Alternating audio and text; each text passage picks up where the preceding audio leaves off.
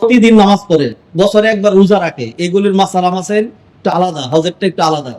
রোজা পৃথিবীর যে কোনো জায়গায় রাখলে হয়, হজ রিয়াদেও হয় না, জেদ্দাতেও হয় না। হজের জন্য নির্দিষ্ট সময়ে নির্দিষ্ট জায়গায় নির্দিষ্ট কর্মকাণ্ড সম্পাদনের মাধ্যমে হজ করা লাগে, সেটা আপনার দেশের ভিতরে না, এক জাতি মিলে করে না, সারা বিশ্বের বিভিন্ন মাল্টি কালচারাল লোকজন এখানে একত্রিত হয়, বিভিন্ন ভাষা, বিভিন্ন বর্ণের, বিভিন্ন রুচির, সবাই মিলে একসাথে হজ করে। বিধায় জায়গা হচ্ছে না, দেশ হচ্ছে না, জাতি হচ্ছে না, মাসালা মাসাইল জীবনের একদম নতুন, সেই জন্য সেগুলো একটু গভীরভাবে জানতে হয়। জীবনে একটা হজ ফজিলত অনেক বেশি। হজটা কেমন হওয়া দরকার? মানুষ হজ করলে, বহু মানুষই হজ করে, হজ করার পরে তিনি সত্যিকার অর্থে হাজি হন না। হজের কোনো মানে শিক্ষা দীক্ষা ইমপ্লিমেন্ট বাস্তবায়ন তার ব্যক্তি জীবন, পরিবার জীবন, সামাজিক জীবন, রাষ্ট্রীয় জীবনে দেখা যায় না। তাহলে তিনি কি হজ করলেন? প্রতি বছর বাংলাদেশের অন্তত 3 থেকে 4 লাখ মানুষ হজ করে। বাংলাদেশ থেকে যারা যায় তাদের সংখ্যা 1,00,000-1,15,00,000। যারা আরব কান্ট্রিতে আছে, আমার আপনার আত্মীয় স্বজন যারা চাকরি বাকরি করে, তাদের সংখ্যা এরকম 1-1.5 লক্ষ। অস্ট্রেলিয়া, কানাডা, আমেরিকা, ইউরোপ, সারা বিশ্ব থেকে আরো যারা ছুটে আসে তাদের সংখ্যাও এরকম লক্ষাধিক। ফলে দেখা যায় যে হাজিদের আপনি হজে দেখবেন যেদিকে তাকান খালি বাংলা কথা শুনছেন, বাংলা কথা শুনছেন, সামনে পিছনে ডাইনে বামে সব দিকে বাংলাদেশি। এত মানুষ হজ করে আমাদের, তাহলে আমাদের দেশটার অবস্থা এরকম কেন? কিছু তো অবস্থা আপনাদেরকে শোনাইলাম। এরকম হচ্ছে কেন? হচ্ছে এই জন্য, যেহেতু যারা হজ করছে হজ বুঝে না, হজ চিনে না, হজ জানে না, হজের স্পিরিট, হজের শিক্ষা, হজ কিভাবে করতে হয়, কিভাবে করলে কবুল হয়, কিভাবে কবুল হয় না, এগুলো কিছু জানা নাই। ফলে তিনি একটা আক্ষরিক হজ করেছেন, অথবা অধিকাংশ এরকম আক্ষরিক হজ করেন, যেই হজের কোন রকম বহিঃপ্রকাশ অথবা শিক্ষা অথবা এর কোন ইমপ্লিমেন্ট আমরা আমাদের সমাজে দেখতে পাই না। সেই জন্য আমার আপনার কি করা দরকার? আমি আজকে মাত্র 10টা পয়েন্ট খুব তরিগরি করে আলোচনা করব। এই 10টা পয়েন্ট আপনি মুখস্থ করবেন, অথবা আপনার আত্মীয়কে বলবেন, আমাদের মসজিদের যে ওয়েবসাইট আছে সেখান থেকে এই আলোচনাটা থাকবে, সেখান থেকে যেন তিনি কালেক্ট করে নেন, যে একজন হাজির হজ যেন মাকবুল হয়, মাকবুল হয়। সেই জন্য করণীয় কাজ কি? অনেকগুলো করণীয় কাজের মধ্যে আমরা মাত্র 10টা পয়েন্ট আপনাদের সামনে তুলে ধরবো ইনশাআল্লাহ। নাম্বার 1, হজ কবুল হওয়ার জন্য 1 নাম্বার যেটি লাগবে সেটি হলো ইখলাস। সেটি হলো ইখলাস। যে কোনো ইবাদত কবুল হওয়ার জন্য মৌলিক শর্ত 2টা, একটা হলো ইখলাস আর একটা ইত্তিবা সুন্নাহ। ইখলাস মানে to perform any types of worship and ibadat only for the sake of Allah subhanahu wa ta'ala, শুধুই আল্লাহর জন্য, আল্লাহকে রাজি খুশি করার জন্য। কোন রকম সুনাম সুখ্যাতি, বৈষয়িক অ্যাচিভমেন্ট প্রাপ্তি, তারপরে হলো দেখানো আর সুনাম অর্জন, এই ধরনের কোনো কিছু লক্ষ্য থাকবে না, এটা নাম ইখলাস। অতএব যিনি হজে যাচ্ছেন, হজ কি ইবাদত? হজ শারীরিক এবং অর্থনৈতিক ইবাদত। হজের জন্য কয় লক্ষ টাকা দিয়েছেন? 10 লক্ষ টাকা দিয়েছেন। তাহলে আপনি যদি এইভাবে সিদ্ধান্ত নিতে পারেন যে 10 লক্ষ টাকাই আল্লাহর জন্য আমি খরচ করে দিলাম, আর 10 লক্ষ টাকা খরচ করে 10 লক্ষ টাকার কষ্ট করতে যাচ্ছি, এই কষ্ট এবং এই যে অর্থ খরচ করলেন, দুইটাই যদি আল্লাহর জন্য করতে পারেন, তাহলে আপনার সেইখানে এখানে ইখলাস থাকলো, আর নাহলে ইখলাস থাকলো না। যদি সেইখানে গিয়ে যত সামান্য বিষয় নিয়ে আপনি দেখা গেল হজের স্পিরিট আর ধরে রাখতে পারলেন না, তাহলে আপনি এত টাকা করেছি, এত টাকা দিয়েছে, এই টাকা যে খরচ করলেন, এই টাকাটাই আপনার হজ। অতএব এই হজের আনুষ্ঠানিকতায় যা পান আলহামদুলিল্লাহ, যেটা পাইলেন না ছেড়ে দেন, আল্লাহর কাছে বিচার দিয়ে দেন। যদি আপনার উপর কেউ জুলুম করে থাকে, যার সাথে গিয়েছেন সে যদি আপনার সাথে অন্যায় করে থাকে, আল্লাহ তার বিচার করবেন। আপনি নিজ হাতে বিচারটা নিয়ে নিয়েন না, আর সেখানে অল্প একটু কারণে হজ নষ্ট করেন না। বহু মানুষ যার সাথে হজে যায় সেখানে তার সাথে পারলে মারামারি, কাটাকাটি, হানাহানি শুরু করে দেয়। অনেকে বলে যে মক্কায় তো ঠিক আছে, দেশে আসেন, আপনার 12টা বাজাবো, আমি দেখাবো। তো একই তো কথা হইলো, ওইখানেও যদি খারাপ নিয়ত করেন, তাইলেও কিন্তু আল্লাহ সুবহানাহু ওয়া তাআলা যে ধমক দিয়েছেন, ওমান ইউরিদ ফিহি বিইলহাদিন বিযুলমিন নুযিকহু মিন আযাবিন আলীম, আল্লাহ সুবহানাহু ওয়া তাআলা কঠিন আযাবের ধমকি দিয়েছেন। অতএব ছেড়ে দেন না। আপনি আসা যাওয়া করছেন, তারপরে মুআল্লিম ফি আছে, তারপরে হলো কি বলে যে ওইখানকার আনুষ্ঠানিকতার খরচ আছে, এই সব যাওয়ার পরে যার সাথে গিয়েছেন সে কয় লাখ টাকা লাভ করছে আপনার কাছ থেকে, যৎসামান্য কিছু লাভ করতে পারে, সেটা কোনোভাবেই তো 1 লাখ টাকার বেশি তো না। 1 লাখ টাকা যেতে সহজ, এইটুকুনের জন্য হজ নষ্ট করে দিবেন? হজ নষ্ট করেন না। তাহলে আপনাকে মনে করতে হবে যে টাকা যেটা খরচ করলাম আল্লাহর জন্য, কষ্ট যেটা করলাম সেটাও কি? টাকা খরচ করে কষ্ট করতে যাচ্ছি, এই মানসিকতায় যদি যেতে পারেন তাইলে যাইয়েন, আর নাহলে খামাখা ফ্যামিলি থেকে ডিটাচ থাকবেন, টাকাও খরচ করলেন, কষ্ট করলেন কেন? কিসের জন্য? দরকার নেই। অতএব ইখলাস বুঝেন, আপনি হজ, তোয়াফ, সাই, ইহরাম, টাকা খরচ, কষ্ট করা সব যদি এইভাবে মেনে নিতে পারেন যে আল্লাহর জন্য আমি করতে পারবো, তাইলে এটার নাম ইখলাস। আর ইখলাসের যদি ঘাটতি হয় তাহলে আপনার ইবাদত কবুল হবে না। 2 নম্বর শর্ত সেটি কি? সেটি হলো ইত্তেবা সুন্নাহ। নবীজি সাল্লাল্লাহু আলাইহি সাল্লাম থিওরি দেওয়ার মানুষটা, তিনি প্র্যাকটিক্যাল ম্যান ছিলেন, মোস্ট প্র্যাকটিক্যাল ম্যান। কোন কাজ এরকম না যে এই তোমরা করো, আমি আছি, আমি অর্ডার দিনওয়ালা, আমি রাষ্ট্রপ্রধান, এরকম নবীজি করতেন না।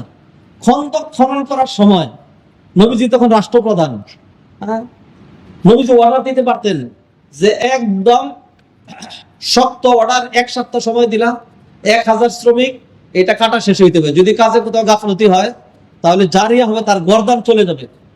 সাহাবীরা ভক্তি সহকারে কাজ করতেন, নবীজি তা করেননি।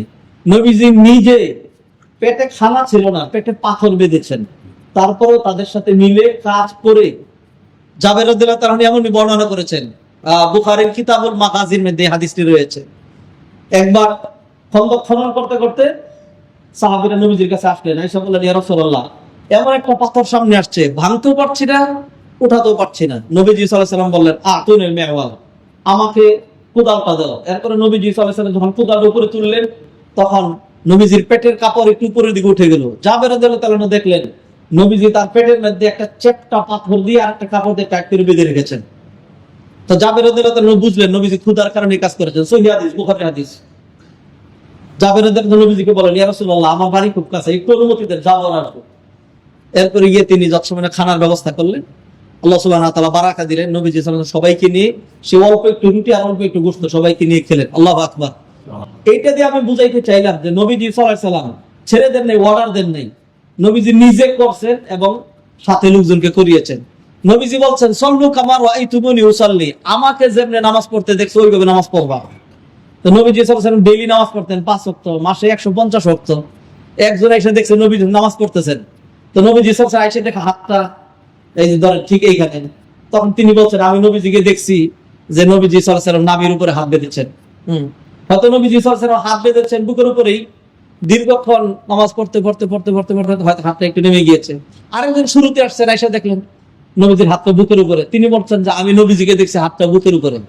তো যেহেতু এইটা বারবার করেছেন, কখনো হয়তো এরকম কখনো এরকম ইখতিলাফ আছে, কিন্তু নবীজি সাল্লাল্লাহু আলাইহি ওয়াসাল্লাম জীবনে হজ করছেন একবার, নবীজি জীবনে হজ করছেন একবার। অতএব এইটা নিয়ে আর ইখতিলাফ কইরেন না। আল্লাহর রাস্তে বলছি, যারা এই হজে যাচ্ছেন অথবা আপনার যে আত্মীয় হজ যাচ্ছে তাকে বলে দিয়েন যে খালি একটা জিনিস জানবেন, নবীজি কিভাবে হজ করছিলেন।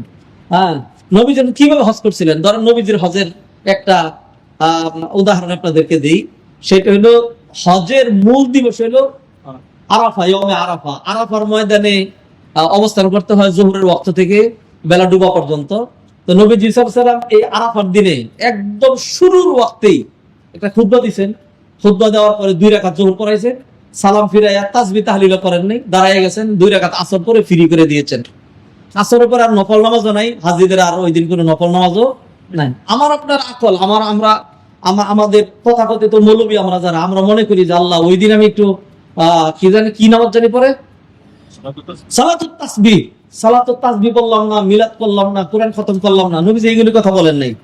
2 রাকাত যোহর পড়াই দিলেন, 2 রাকাত আসর পড়াই দিলেন, ফ্রি এবার থাকো, তোমার ওযুরও দরকার নেই, কিছুই দরকার নেই। এই দিনটা বাকি যে সময়টা আছে তুমি খালি দোয়া করতে থাকো, দোয়ার দিবস। আল্লাহ সুবহানাহু ওয়া তাআলা ঢালাও ভাবে এই দিন ক্ষমা করবে, নবীজি এটা করলেন। আমাদের দেশ থেকে যারা যাবে সেইখানে প্রথমেই আরাফার ময়দানের এই একটা কি বলবো যে একটা অনাকাঙ্ক্ষিত চিত্র আমরা দেখি। সেটা হলো যে একদল যোহর 2 রাকাত, আসর 2 রাকাত পড়ছে, আরেকদল বলছে অসম্ভব, আমরা মক্কায় আসছি অনেকদিন আগে, আমরা এখন মুকিম হয়ে গেছি, অতএব আমরা যোহর পড়বো 4 রাকাত। আর যোহরের সময় যোহর, আসরের ওয়াক্ত হয় নাই, আসরের ওয়াক্ত হয় নাই, আসরের ওয়াক্ত হইলে তখন আসর। বললাম যে নবীজি যেরকম, নবীজি কিরকম পড়ছিলেন, কারণ নবীজি পড়ছিলেন এরকম, কিন্তু তবে একটা কিন্তু আছে, কারণ হলো যে নবীজি আর কি বুঝছেন, আমরা তো আর একটু বেশি বুঝি, আমি তো মুফতি। একটা কিন্তু আছে, লাগাই দিলেন। তাহলে আপনি নবীজির আমলের উল্টা করলেন, এরপর আপনি খুব আশা করতেছেন আল্লাহ হজ কবুল করো, এইভাবেই হজ করে আসেন, এরকম ভাবে হজ করেন। তা আল্লাহ সুবহানাহু ওয়া তাআলা যদি তখন এটা বলেন যে আমার হাবিবের তরিকা ছাড়া অন্য তরিকা হজ করছে, আমি হজ কবুল করবো না, তখন আপনি করবেনটা কি? সেই জন্য আমি খুতবা থেকে বলে দেওয়ার দায়িত্ব লাস্তা আলাইহিম বিমুসাইতির ফাযাক্কির ইন্নামা আনতা মুযাক্কির, শুধু স্মরণ করিয়ে দিলাম। আরাফার ময়দানে গিয়ে জীবনে একবার হজে গেলেন, সেইখানে গিয়ে হজ করলেন আপনি মুফতি তরিকায়, কাসিমি তরিকায়, দেওবন্দি তরিকায়, মাদানী তরিকায়, খতিব তরিকায়। এই হজ করতে চাইেন না, যাওয়ার দরকার নেই। যদি হজ করতে চান তাহলে এইভাবে প্রতিজ্ঞা করে যাবেন, হজ করব নবী তরিকায়, হজ করব নবী তরিকায়। এইটাও তিতা লাগে, নবীর কথা বললে সেটাও তিতা লাগে, ও মুফতির কথা বললে সেটা খুব ভালো লাগে। আল্লাহর হস্তে বলছি, একেবারে আল্লাহকে সাক্ষী রেখে বলছি, আমাদের তরিকায় নয়, মাদানী তরিকায় নয়, কোন তরিকা না। আমরা যেটা কথা বলি সেটা হলো নবীজি সাল্লাল্লাহু আলাইহি সাল্লামের তরিকায়। হজ কেমনে করা লাগবে নবীজি শিখাই গেছে। নবীজি আগে বলেন নাই, 10ম হিজরিতে তিনি হজ করলেন, তখন বললেন শুধু আন্নী মানাসিকাকুম, তোমরা আমার থেকে হজ শিখে নাও, লাআল্লি লা আলকাকুম বাদা আমি হাযা আবাদা, হইতে পারে এই দিনের পরে তোমাদের সাথে আর আমার সাক্ষাৎ হচ্ছে না। হ্যাঁ, শিখে নাও। অতএব আমার আপনার করতে হবে এটা, যে যদি হজ করি তাহলে কার তরিকায় করব? নবীর তরিকায়। মুফতি সাহেব বলবেন যে নবীজি জোহরাতের একসাথেই পড়ছিলেন, কিন্তু আছে। আমি আমার এই ক্লাসমেট বাংলাদেশের বড় একজন মুফতি, বড় আলেম, নাম বললে চিনবেন, তাকে সে আরাফার ময়দানেই ধরলাম যে মাগরিব এসা তো ঠিকই দেরিতে পড়ছেন, মুজদালিফায় পড়ছেন, নবীজি যেমনে পড়ছেন সেইটা পড়েন, এইটা পড়েন না কেন? তখন বললো যে হ্যাঁ ওইটা পড়ি, ওইটা তো মাগরিব রক্ত তো আগে গেছে, হ্যাঁ সেই জন্য। আর এইটা পরে আসর পড়েন না কেন? আসর ওয়াক্ত হয় নাই। আর কোরআনে আল্লাহ বলছেন ইন্নাস সালাতা কানাত আলাল মুমিনিনা কিতাবাম মাওকুতা, কোরআনে আয়াত যে মুমিনের উপর সময়, মানে নির্দিষ্ট সময়ে নামাজ ফরজ। যেহেতু আসরের ওয়াক্ত হয় নাই, সহজ সাধারণ মানুষ এটা বুঝতেছে আসরের ওয়াক্ত হয় নাই, সেই জন্য আসর পড়া যাবে না। আমি খালি বললাম যে এই আয়াত থেকে আপনার নানার উপরে নাজিল হয়েছিল, যে এই আয়াত থেকে আপনার নানার উপরে নাজিল হয়েছিল। হ্যাঁ, এই আয়াত নাজিল হয়েছে কার উপরে? নবীজির উপরে। তো এই আয়াতের ইমপ্লিমেন্ট, বাস্তব প্রয়োগ নবীজির চাইতে ভালো বুঝলেন আপনি। আসরের ওয়াক্ত হয় না, এটা নবীজি বুঝেন নাই। অতএব খামাখা সেখানে নতুন শরীয়ত আবিষ্কার করেন না, নতুন কিছু আবিষ্কার করেন না, নবীজির তরিকায় হজ করবেন। আর নাইলে হজ কেমনে? এরপরে করবেন যে আমার হজ মাকবুল হবে, মাবরুর হবে। আপনি ইচ্ছা করে নবীর উল্টা করবেন আর মাকবুল মাবরুর হবে? আশা করা যায় না। আল্লাহর স্বাধীনতা আছে, আল্লাহ চাইলে করতে পারেন, আল্লাহ আলাম, আল্লাহ ভালো জানেন। সেই জন্য মাবরুর হজের জন্য 10টা করণীয় কাজ আপনাকে বলবো, সেখানে 2টা বললাম। 1 নম্বর হলো 100% কষ্ট করবো আল্লাহর জন্য, টাকা খরচ করবো আল্লাহর জন্য, চোখ নিয়ন্ত্রণ করবো আল্লাহর জন্য, জবান নিয়ন্ত্রণ করবো আল্লাহর জন্য, সকল কিছু টার্গেট হবে একমাত্র আল্লাহর সন্তুষ্টি, এটার নাম ইখলাস। 2 নম্বর হলো ইবাদত যেটাই করবো খালি জানবো এইখানে নবীজি ইবাদতটা কিভাবে করেছেন। নবীজি সাল্লাল্লাহু আলাইহি সাল্লাম যেইভাবে করেছেন ওইভাবেই করবো। ওইভাবে করলে যদি না হয়, না হোক, মুফতি আপনি ওইভাবে করলে হবে না, তাহলে মুফতির তরিকায় করলে হবে, এটা আপনি কেমনে বুঝলেন? নবীর তরিকায় করলেই হচ্ছে না, তাহলে আপনার তরিকায় করলে কেমনে হবে, এটা কেমনে বুঝলেন? বিধায় এই পয়েন্টটা মনে রাখবেন যে নবীজি সাল্লাল্লাহু আলাইহি ওয়াসাল্লাম সুন্নাহ অনুযায়ী হজ করা লাগবে। 3 নাম্বার, হজের রুকন আরকান সব ঠিকঠাক মতো আদায় করা। আপনি এগুলি আদায় করে তারপর আল্লাহর কাছে আশা করবেন আল্লাহ সুবহানাহু ওয়া তাআলা যেন মাফ করে দেন। হাজারো চেষ্টা করার পর কত ভুলভ্রান্তি হয়ে যায়, ইচ্ছা করে ছেড়ে দিবেন, ইচ্ছা করে ছেড়ে দিয়েন না। যেমন ধরেন 10 তারিখ রাত, 11 তারিখ রাত মিনায় থাকা হলো ওয়াজিব, মিনায় থাকা ওয়াজিব।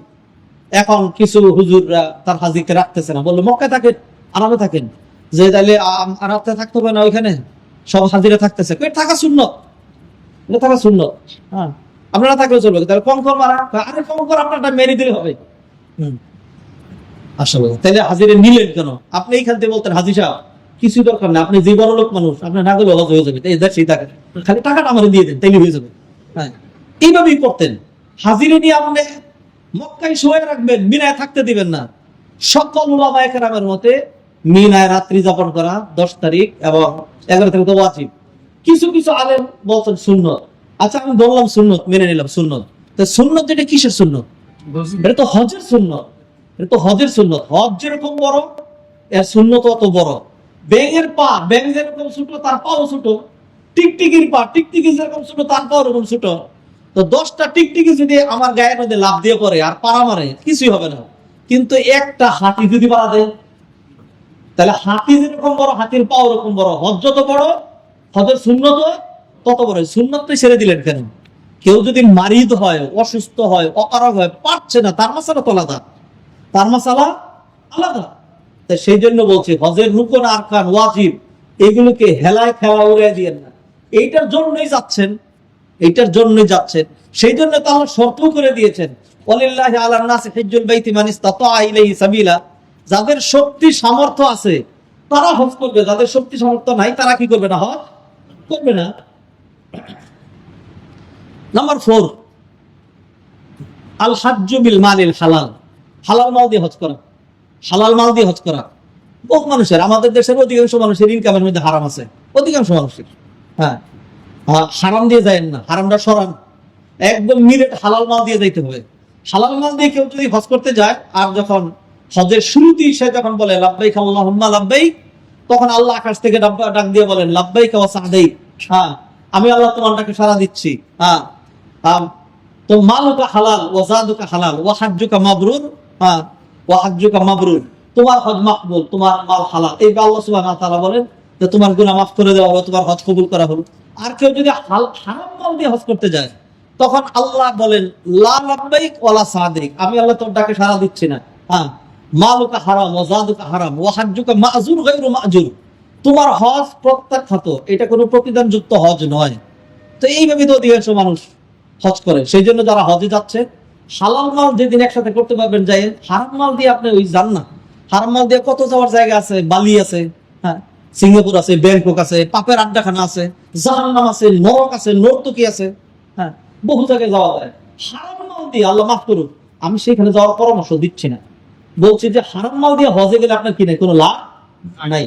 সেই জন্য আপনি নিশ্চিত হয়ে হালাল মাল দিয়ে হজে যেতে হবে। 4টে শর্ত বলছি, মনে আছে কিনা? 1 নাম্বার ইখলাস, আল্লাহর জন্যই কষ্ট করা, টাকা খরচ করা। 2 নাম্বার, হজটা মাদানী তরিকায় করা না, মুফতির তরিকায় না, দেওবন্দি তরিকায় না, কাসেমি তরিকায় না, খতিবের তরিকায় না, বাংলাদেশি তরিকায় না, ইন্ডিয়ান তরিকায় না, হ্যাঁ, অন্য কোনো তরিকা না, নবী তরিকায়। নবী যেমন হজ করতেন সেইভাবে করেন না, এটা হলো সুন্নাহ। 3 নাম্বার, হজের রুকন আরকান ওয়াজিবাত সব ফিল আপ করা। 4 নাম্বার হলো হালাল মাল দিয়ে হজ করা। 5 নাম্বার, আল ইহতিরাজ মিনার রাফাস, রাফাস থেকে মুক্ত থাকা। কোরআন আল্লাহ শর্ত করে দিয়েছেন, আল হাজ্জু আশহুরুম মা'লুমাত, ফামান ফারাদা ফীহিন্নাল হাজ্জা ফালা রাফাতা, যে ব্যক্তি হজে যাবে সে রাফাস করতে পারবে না।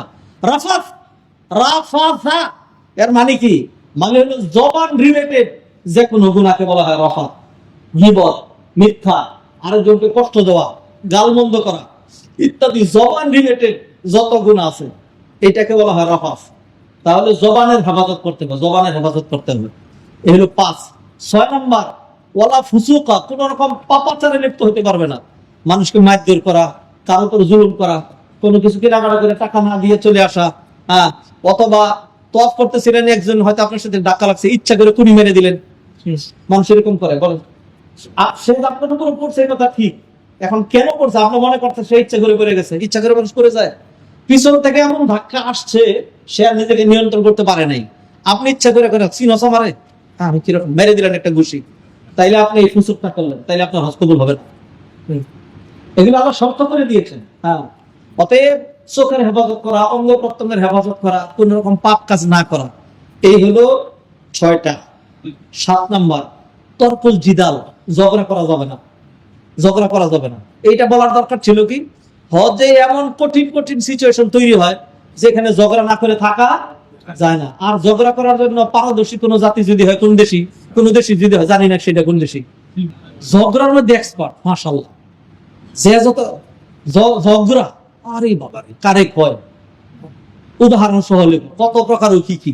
হ্যাঁ, আউযুবিল্লাহি মিনাশ শাইতানির। এইখানে আপনি অশিক্ষিত হয়ে যাবে, পারি না ঝগড়া, পারিও না, পারবো না, পারার দরকারও নেই কোন অবস্থাতে। যা হয় আমার কি হবে, না হয় বাস মিস হবে, কি হবে, না হয় সিট পাবো না, কি হবে, না হয় হোটেল পাবো না, না হয় রাস্তায় থাকতে হবে। হারাম তো আছে, আপনার হারামে গিয়ে থাকে। হ্যাঁ, সবই পাচ্ছেন, সব সামান্য কারণে একটু একটু কারণে। একই বাসে, একই গ্রুপের লোকজন, হ্যাঁ, যিনি সামনের সিটে বসছেন তিনি না হয় 3 ঘন্টা আগে মক্কায় পৌঁছাবেন, যিনি পিছনের সিটে তিনি না হয় 3 ঘন্টা পরে পৌঁছাবেন। এইটুকু নিতে পারতে, এর চেয়ে বেশি পার্থক্য নেই। এক বাসেই আমরা যাচ্ছি, যিনি সামনের সিটে উঠলেন, হ্যাঁ, তিনি আমার থেকে 3 ঘন্টার বেশি আগে তর যাবেন না। হ্যাঁ, এটা নিয়ে ঝগড়া করেন, এটা নিয়ে ঝগড়া, এইটুকু নিয়ে ঝগড়া করেন না, কোনো কিছু নিয়ে ঝগড়া করেন, নিজের গ্রুপের কারোর সাথেও না, অন্য কারোর সাথেও না। এই 7টা পয়েন্ট, ফামান ফারাদা ফীহিন্নাল হাজ্জ ফালা রাফাতা ওয়ালা ফুসুকা ওয়ালা জিদালা ফিল হজ্জ। এই হলো 7টা বললাম, আর 3টা অনেকগুলো আছে আমার কাছে, আর মাত্র 3টা বলছি। এরপরে যেটা আছে 8 নাম্বার, সেটা হলো হুসনুত তাআমুল। হুসনুত তাআমুল, হুসনুত তাআমুল, মানুষের সাথে ভালো ব্যবহার করা, মানুষের সাথে ভালো ব্যবহার করা, মিষ্টি হাসি, মিষ্টি কথা, বিনম্রতা, তারপরে মানুষের সাথে মুসাফা করা, তারপরে ছাড় দেওয়া, মানুষকে ক্ষমা করা, সালাম দেওয়া ইত্যাদি। হুসনুত তাআমুল, ভালো ব্যবহার, গুড কন্ডাক্ট, গুড বিহেভিয়ার। এটা তো নাই আমাদের, আমরা এই দিক থেকে খুব পিছনে। আমাদের নামাজের অভাব নাই, দাড়িওয়ালার অভাব নাই, রুমালওয়ালার অভাব নাই, টুপিওয়ালার অভাব নাই, চরিত্রবান আখলাকওয়ালা, নীতি নৈতিকতা ঠিক চলার খুব অভাব। আর সবচেয়ে বেশি অভাব আমাদের দেশে আমানতদারের অভাব। আমানতদারের সাংঘাতিক অভাব। মসজিদের টাকা মারে দেয়, মাদ্রাসার টাকা মেরে দিচ্ছে, কালেকশনের টাকা মেরে দিচ্ছে। মাশাআল্লাহ, কি সুন্দর। খেয়ানত, খালি খেয়ানত, কত ভাবে খেয়ানত হয়। রাষ্ট্রের কোটি কোটি টাকা নাই, এটা রাষ্ট্রীয় কর্মকর্তা যারা, তাদেরকে বলে কি করবো? যেখানে আখলাক আমাদের মধ্যেই নেই, আলেম ওলামাদের মধ্যে নেই, মসজিদ মাদ্রাসার কমিটির মধ্যে নেই, কি করবো? দুঃখ হইল। এইগুলি দিক দিয়ে আমরা খুব পিছনে, এবাদতের দিক দিয়ে আমরা খুব আগে। মাশাআল্লাহ, পোশাক দেখবেন, দাড়ি দেখবেন, পাগড়ি দেখবেন, বহুত। আল্লাহ আমাদের মাফ করেন। 8টা বলেছে, 8টা মুখস্থ হইতে হবে। ইখলাস, সুন্নাত অনুযায়ী হজ করা, তারপর হলো হজের রুকন আরকান ওয়াজিবাত সব আদায় করা। 4 নাম্বার হালাল মাল দিয়ে হজ করা। 5 নাম্বার জবানকে হেফাজত করা। 6 নাম্বার যে কোনো পাপাচার, অঙ্গ প্রত্যঙ্গ দিয়ে হয়, চোখের হেফাজত, হাতের হেফাজত, এগুলি হেফাজত করা। 7 নাম্বার কোনোভাবেই ঝগড়াঝাটি করা যাবে না। 8 নাম্বার বলছি গুড কন্ডাক্ট, গুড বিহেভিয়ার, মানুষের সাথে। আচ্ছা, 9 নাম্বার যেটা, এটা অনেক বেশি জরুরি। এরপর 10 যেটা, সেটা যে কি পরিমাণ জরুরি বলাই বাহুল্য। 9 নাম্বার সেটা হলো ওয়াল কাযিমিন আল গায়জ, ক্রোধকে নিয়ন্ত্রণ করা। ক্রোধ, রাগ, যেই রাগ মানুষকে জানোয়ার বানিয়ে দেয়, ক্রোধ নিয়ন্ত্রণ করা। রাগ আছে, রাগ তো থাকতে হবে, যার রাগ নেই সে কি মানুষ নাকি? রাগ থাকতে হবে, রাগ থাকতে হবে, কিন্তু রাগের নিয়ন্ত্রণ থাকতে হবে, বাইরে যেন না বের হয়। ভিতরে যতক্ষণ আছে ততক্ষণ পাক, বাইরে বের হইলেই কি না পাক। ক্রোধ আপনি ভিতরে রাখেন। ধরেন এই যে মসজিদে আসছেন, হয়তো পেটের মধ্যে পাক দিচ্ছে, বাইরে বেরোইতে দিয়ে না, তাইলে জমা হবে। আর যদি মনে করেন যে না, আমি 2 নম্বর লোক না, বাইরে বেরোইতেছি, বের করে দিব, এখন তোমার নামাজ যত একলাসের মধ্যে করেন আর হবে না, কারণ আপনার বায়ু কি বেরিয়ে গেছে, ভিতরেরটা বাইরে বের করে দিচ্ছেন। তো আপনি রাগ ভিতরে আছে, রেখে দেন এরকম করে, হজ হয়ে যাবে। বের করে দিলেন, রাগ দেখাতে ফেললেন, হজ হবে না, আপনার হজ হবে না। এই জন্য রাগ নিয়ন্ত্রণ করা লাগবে। রাগের জায়গা মক্কায়, রাগের জায়গা মদিনায়, রাগের জায়গা হজের মধ্যে, রাগের জায়গা হাজিপুর সাথে। কার সাথে রাগ দেখাইছেন? ওই বেটা তো আল্লাহর ঘরের মেহমান। আপনি তো হয়তো হারাম মাল দিয়ে গেছেন, না হয় বেড়াগিরি দেখানোর জন্য গেছেন। আল্লাহ মাফ করুন। সেই জন্য আল্লাহর রাস্তা মনে করবেন, হাজিদের মধ্যে আমার স্ট্যাটাস সবচেয়ে কম, আর বাকিদের সবার স্ট্যাটাস অনেক বেশি।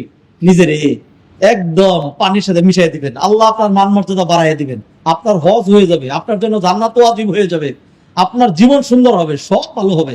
রাগটাকে নিয়ন্ত্রণ করতে হবে। সর্বশেষ পয়েন্ট যেটি আলোচনা করছি, সর্বশেষ পয়েন্ট সেটি হলো, এক কথায় সবার জন্য, আপনিও কাউকে বিদায় করার সময় বলে দিবেন, হজে যাচ্ছেন, আমার একটা কথা মনে রেখেন। একটা কথা মনে রাখবেন তো, আমি তো আপনার বন্ধু, আমি তো আপনার ভাই। একটা কথা মনে রেখেন, একটা মনে রাখলেই চলবে, খালি একটা, খালি একটা। সেইটার নাম হলো ধৈর্য, পেশেন্স, সবর। সবর, সবর, সবর, সবর, সবর, সবর করা লাগবে। খুব কঠিন কঠিন পরিস্থিতির সিচুয়েশন তো তৈরি হইতে পারে। হয়তো আপনার গ্রুপ লিডার বলবে, হাসি সাহেবরা খুব তাড়াতাড়ি সবাই নামেন, কেউ থাকতে পারবে না, তো চলে আসবেন, বাস চলে আসছে, নামেন। নিচে নিচে গেলেন, গিয়ে বসে রইলেন, আধা ঘন্টা বসে রয়েছেন, বাস আসে না। গিয়ে জিজ্ঞাসা করলেন একজন যে অমুক বাসটা কখন আসবে? বললেন যে আসবে, থাকেন এখানে, থাকেন এখানে। আরেকজন একটু পরে এসে, একজন এসে খেপে গেল, গেল বিল্ডিং এ তো ছিলাম, রুমেও তো ছিলাম, 1 ঘন্টা ধরে রাস্তায় বসে রাখছেন কেন গরমের মধ্যে? তাকে মুআল্লিম থেকে বলা হয়েছে যে তোমার গাড়ি অলরেডি চলে গেছে, 10 মিনিটের মধ্যে তোমার হোটেলে, তাড়াতাড়ি সমস্ত হাজির নামাও। বাস গিয়ে যদি হাজির না পায়, তাহলে এই বাস আবার অন্য হাজির জন্য চলে যাবে, তখন তোমার সিরিয়াল আরো 6 ঘন্টা পরে পড়বে। তিনি গ্রুপ লিডার যিনি, তিনি বাধ্য হয়েছেন সবাই নামাইতে। কোনো কারণে বাস ঢুকতেছিল, পুলিশ ঢুকতে দেয় নাই, ঘুরে দিছে। বাস ঢুকতেছিল, জেমে করে গেছে, উল্টা পাল্টা হয়ে গেছে। আপনি এখন ধৈর্য ধরতে পারছেন না, কত রাগ আছে, কত ব্যাটাগিরি আছে, আর ধৈর্য ধরতে পারলেন না, তাহলে আপনার হজটা নষ্ট করে দিলেন। আপনি যখন থেকে যাত্রা করছেন তখন থেকে ফিরে আসা পর্যন্ত এই টাইমটুকুন আপনি নিজেকে দারুণ ভাবে নিয়ন্ত্রণ করেন, সবর করেন, রাগ দেখায়েন না, ঝগড়া করেন না, আর হলো ক্রোধটাকে নিয়ন্ত্রণ করেন, মানুষের সাথে ভালো ব্যবহার করেন, নিজের স্বার্থ বেশি হবে, নিজের কল্যাণটা বেশি হবে। অতএব 10টা পয়েন্ট দিলাম আপনাদেরকে মাকবুল হজের জন্য। এই 10টা পয়েন্ট হজে যাওয়া ছাড়া, যারা হজে যাচ্ছেন না, আপনার জীবনে যদি এই 10টা পয়েন্ট বাস্তবায়ন করেন তাহলে আপনার খুব ক্ষতি হয়ে যাবে, কারো ক্ষতি হবে না। 10টা পয়েন্টই সবার জন্য সাংঘাতিক জরুরি। 1 নাম্বার, সকল ইবাদত কার জন্য করা? আল্লাহর জন্য। সব ইবাদত অন্য কোন তরিকায় নয়, নবীর তরিকায় করা। 3 নাম্বার, যে কোনো ইবাদতের ফরজ, ওয়াজিব, সুন্নাত এগুলিকে গুরুত্ব দেওয়া। 4 নাম্বার, হালাল মাল দিয়ে ইবাদত করা। নামাজ পড়বেন, সেখানে হালাল মাল লাগবে। রোজা, সাহারি খাচ্ছেন, হারাম সাহারি কি হারাম টাকা দিয়ে লাভ হবে কি? আপনার লাভ হবে না। হারাম টাকা দিয়ে যাকাত দিচ্ছেন, হারাম টাকা দিয়ে মসজিদ মাদ্রাসা বানাচ্ছেন, উচ্চ বিন্দু মাত্র লাভ হবে না। লান তানালুল বিররা হাত্তা তুনফিকু মিম্মা তুহিব্বুন, ইয়া আইয়ুহাল্লাযীনা আমানু কুলু মিন তাইয়্যিবাতি মা রাযাকনাকুম ওয়াশকুরু লিল্লাহি ইন কুনতুম ইয়্যাহু তা'বুদুন। ইমানদারেরা হালাল খেয়ে ইবাদত করবা, হালাল খেয়ে ইবাদত করা লাগবে। এরপরে বলেছি জবানের হেফাজত। জবানের হেফাজত যে কোনো সময়। আমাদের যে সমস্যা হয়, শুধু জবানের কারণে বেশি সমস্যা হয়, জবানের কারণেই বেশি সমস্যা হয়। নবীজি বললেন, মান ইয়াদমানু লিমা বাইনা ফাক্কাইহি ওয়া মা বাইনা রিজলিহি ইয়াদমানু লাহু জান্নাহ। কোন ব্যক্তি যদি 2টা জিনিসের গ্যারান্টি দেয়, আমি নবী তার জন্য জান্নাতের গ্যারান্টি দেই। তার মধ্যে একটা হলো জবানের গ্যারান্টি, একটা হলো জবানের গ্যারান্টি। সেই জন্য জবানটাকে নিয়ন্ত্রণ করা লাগবে। এটা আমার জবান, এই জবান দিয়ে আমি লা ইলাহা ইল্লাল্লাহ বলেছি। অতএব এই জবানে গালি হবে না, এই জবানে মিথ্যা হবে না, এই জবানে গীবত হবে না, এই জবানে উল্টাপাল্টা কিছু হবে না, ফিতনা ফাসাদ হবে না, সমাজে বিশৃঙ্খলা এই জবান দিয়ে আমি তৈরি করব না। এই জবানটাকে হেফাজত করা লাগবে এটা। তারপরে হলো যে কোনো পাপাচার থেকে দূরে থাকা, চোখের হেফাজত করা, লজ্জাস্থানের হেফাজত করা, হস্তপদ যুগলের হেফাজত করা, মানুষের অন্যায় না করা, এটা। তারপরে বলেছে ঝগড়াঝাটি না করা, ঝগড়াঝাটি না করা। ঝগড়াঝাটি কোনো ভালো স্বভাব না, ভালো কাজ না। আর 8 নম্বরে যেটি বলেছি সেটি হলো গুড কন্ডাক্ট, গুড বিহেভিয়ার, ভালো ব্যবহার। ভালো ব্যবহারের কারণে খুব সহজে জান্নাতে যাবে। আর অনেক ইবাদত করবে, ব্যবহার খারাপ, জাহান্নামে যাবেন। নবীজি সাল্লাল্লাহু আলাইহি সাল্লামের সামনে একজন মহিলার কথা আলোচনা করা হলো। এই মহিলা অনেক দান সৎকার করে, অনেক নামাজ পড়ে, সব ভালো। তবে কোন মানুষের সব ভালো থাকে না, তারও একটা নেগেটিভ আছে। হাদিসে বলে দেওয়া হয়েছে, গায়রা আন্নাহা তুযি জিরানাহা বিলিসানিহা। সে শুধু তার জবান দিয়ে তার প্রতিবেশীদেরকে, অন্যান্য মহিলাদেরকে জবান দিয়ে একটু কষ্ট দেয়। নবীজি বলেন, হিয়া ফিন নার, এই মহিলা জাহান্নামে যাবে। আরেক মহিলার কথা বলা হলো, যে মহিলা এত বেশি দান সৎকার করতে পারে না, আর এত নফল ইবাদত করে না, তবে তার ব্যবহার খুব ভালো। নবীজি সাল্লাল্লাহু আলাইহি সাল্লাম বললেন, হিয়া ফিল জান্নাহ, এই মহিলা জান্নাতে যাবে। নবীজির সামনে 2টা জানা হলো। একজনের ক্ষেত্রে লোকজন বলল যে এই লোকটা অনেক ভালো মানুষ ছিল, তখন নবীজি বললেন অজাবাত। আরেকজনের ক্ষেত্রে লোকজন বললো যে না, এই লোকটা খুব খারাপ ছিল, তখন নবীজি বললেন অজাবাত। এরপর ওমর রাদিয়াল্লাহু তাআলা আনহু এবং সাহাবীরা জিজ্ঞাসা করলেন, ইয়া রাসূলুল্লাহ, এই 2 ব্যক্তির ক্ষেত্রে আপনি অজাবাত বললেন, বুঝলাম না। তখন নবীজি সাল্লাল্লাহু আলাইহি ওয়াসাল্লাম বললেন, তোমরা সাক্ষী দিয়েছো এই লোকটা ভালো ছিল, সেই জন্য আমি বলেছি তার জন্য জান্নাত ওয়াজিব হয়েছে। আর এই লোকের ক্ষেত্রে তোমরা বলছো লোকটা খুব খারাপ ছিল, সেই জন্য বললাম এই লোকের জন্য জাহান্নাম ওয়াজিব হয়েছে। আপনি মারা যাওয়ার পরে মানুষ কোনোদিন এটা বলবে না যে আরে এই লোকটা অনেক ভালো ছিল, সবসময় লম্বা জুব্বা পরতো, আর এই লোকটা খুব ভালো ছিল, সবসময় পাগড়ি পরতো, এটা বলবে না। মানুষ বলবে যে আরে এমন ভালো মানুষ ছিলেন, দেখা হলে মিষ্টি হাসি দিয়ে কথা বলতেন, খুব ভালো মানুষ ছিলেন, যে কেউ জড়ায় ধরতেন।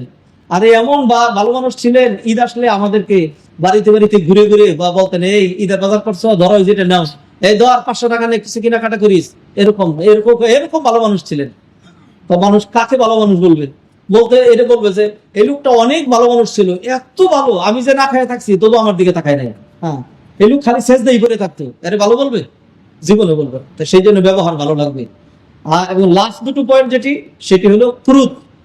মানুষকে এমন পর্যায়ে নেই, তার নিজের ক্ষতি করে, পরিবারের ক্ষতি করে। এই যে সংসারের বিচ্ছেদগুলি যে হয় শুধু ক্রোধের কারণে, রাগের কারণে। এরপর এসে বলে, হুজুর খুব রাগ হয়ে গেছিলাম, হিতের জ্ঞান ছিল না, আমি তো তালাক দিয়ে গেছি, এখন কি চান? না, এটা ছাড়া তো চলবে না, আমাদের 2টা বাচ্চাও আছে তো। আর কোনো কাজ হবে না। আপনি তো দুধ ছিলেন, কেমনে তালাক দিচ্ছেন? এইখানে দাঁড়ায় বলছে 1 তালাক, পরে আর শরীরে আরেকখানে বলছে আরেক তালাক, আরেকখানে। কারণ তালাকের একটা মাসালা আছে, কেউ যদি একই বৈঠকে একসাথে 3 তালাক দেয়, হ্যাঁ, তাইলে অনেক ওলামায়ে কেরামের মতে একটা না হয়, যাতে একটা 3টা কার্যকরী হয় সেই জন্য সে 3 জায়গায় গিয়ে গেছে। তো ভালোই করছেন। তো রাগের কারণে কি হলো? আমও গেল, চালাও গেল। রাগ, আপনার হজও যাবে, টাকাও গেছে, কষ্টও করলেন, দেশে থাকলে কামাই করতে পারতেন, তাও পারলেন না। ফ্যামিলি থেকে ডিটাচ থাকলেন, লাভ হইলো কি? হজের রিয়েকশন হইলো। হজ করে যদি কেউ ভালো না হয়, হ্যাঁ, তার আর ভালো হওয়ার কোনো সম্ভাবনা মোটামুটি নেই। এটা হলো সুপার ডোজ। হজ হলো সুপার ডোজ। নামাজে ভালো হয় নাই, রোজায় ভালো হয় নাই, জাকাতে ভালো হয় নাই, দেশে ভালো হয় নাই, কোরআন হাদিসে ওয়াজে ভালো হয় নাই, শেষমেশ কাবা ঘরে গিয়ে সেইখানেও ভালো হয় নাই। এই লোকের ভালো হওয়ার কোনো সম্ভাবনা নাই, আল্লাহ মাফ করুন। সর্বশেষ পয়েন্ট যেটা, সেটা হলো সবর, ধৈর্য, ধৈর্য, ধৈর্য। আল্লাহ সুবহানাহু ওয়া তাআলা আমাদের সবাইকে, যারা আমরা যাচ্ছি আমাদেরকে, তাদেরকে, আমাদের আত্মীয়স্বজন যারা যাচ্ছে তাদেরকে, সারা বিশ্ব থেকে যারা আসছে সবাইকে, সারা বিশ্বের সকল মুসলমানকে আল্লাহ সুবহানাহু ওয়া তাআলা মাবরুর এবং মাকবুল হজ করার তৌফিক এনায়েত করেন।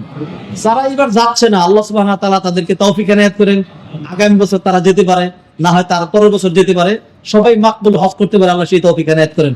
আকুলু কওলি হাযা ওয়া আস্তাগফিরুল্লাহ লি ওয়া লাকুম ওয়া লিসাইরিল মুসলিমিন ফাস্তাগফিরুহু ইন্নাহু হুয়াল গফুরুর রহিম।